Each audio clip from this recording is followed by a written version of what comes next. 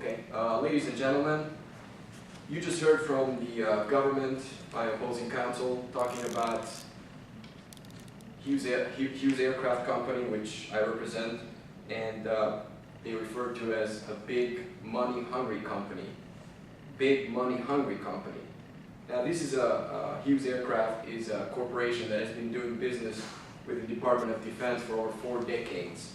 And not only have they been doing business, in fact, the Department of Defense and the government relies on Hughes Aircraft for all of their aircraft needs, for aircraft that are used in secret operations. And not only that, but they also produce helicopters that carry the president, and not just the president of the US, but many other countries. Now, if this relationship going on 4 decades was with a big hungry money company, then perhaps they shouldn't trust the life of the most important person in the country in the hands of a company like Hughes Aircraft. But let me tell you what the truth is about Hughes Aircraft. Hughes Aircraft has been the leading company in developing technologies for the Department of Defense that not only make aircraft, but radar improvement technology, safer aircraft, and help the Department of Defense in achieving their goals over the last 4 decades in all the different military theaters that the country is involved in. And let me tell you what this case is really about.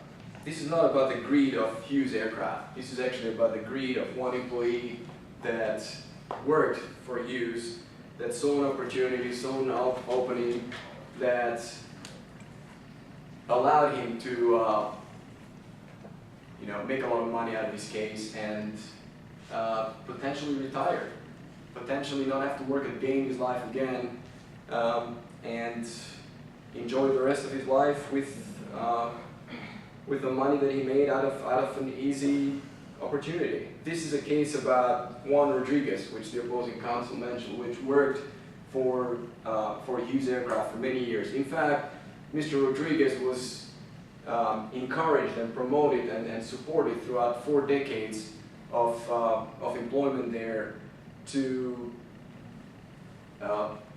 be an excellent employee, to grow, to be successful, to make a lot of money. But that wasn't enough for Mr. Rodriguez. And what happened here? What happened when Mr. Rodriguez first noticed that something was wrong? He did not, of course, come forward and notify the government about it.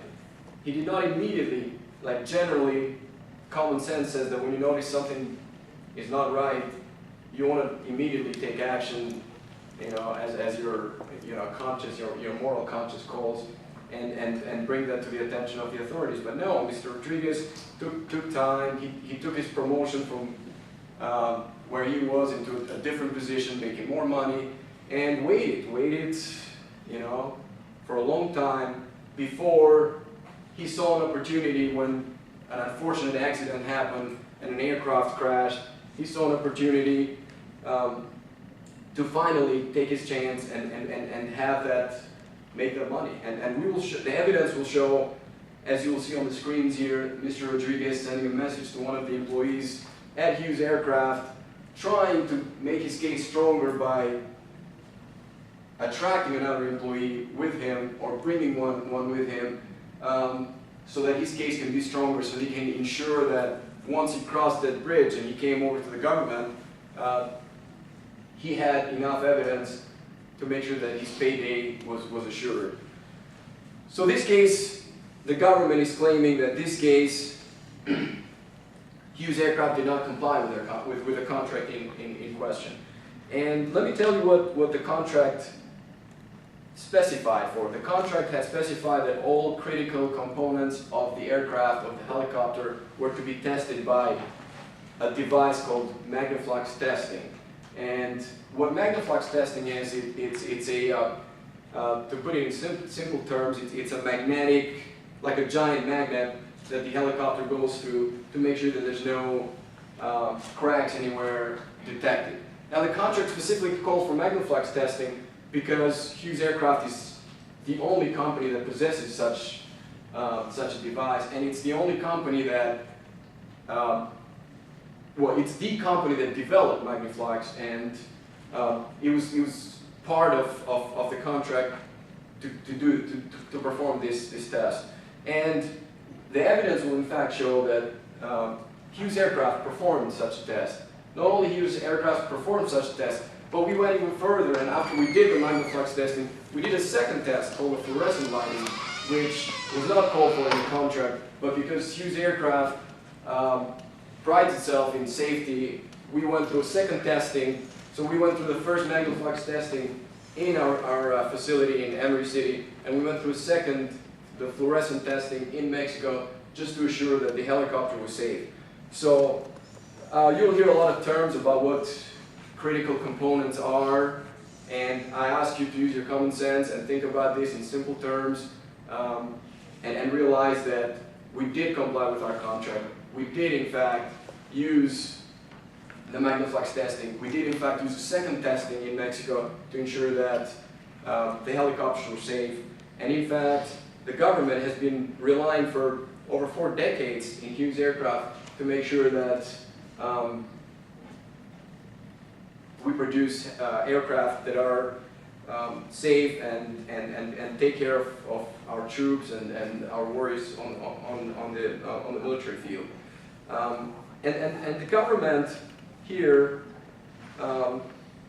says that we knowingly did this, we knowingly breached the contract, and the evidence again will show that there is no breach of this contract. In fact, Hughes aircraft went above and beyond to make sure that we always deliver the best aircraft we can to ensure that all of the men and women that use them are safe. Again, this case is about Mr. Rodriguez, and you'll see that Mr. Rodriguez, throughout his career at Hughes, has had plenty of opportunities to grow and be successful and achieve great things, but he was just looking for an opportunity to, find a shortcut so that he doesn't have to work anymore, so that he is set and live the life that he always wanted without having to put any work anymore. Thank you.